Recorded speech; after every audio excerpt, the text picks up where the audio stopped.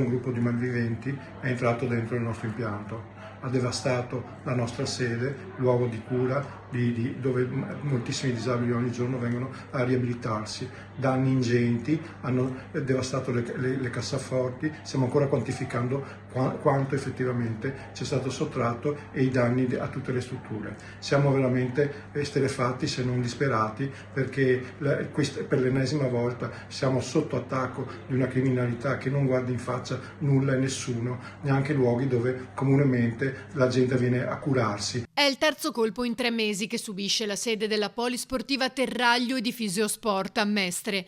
L'allarme è suonato a 00:28, ma è stato disattivato con uno strumento apposito e i malviventi hanno potuto agire indisturbati, devastando quanto più possibile. Sono entrati dalla porta secondaria del parcheggio retrostante, poi hanno preso di mira l'ufficio di presidenza, la segreteria, il front office, il bar.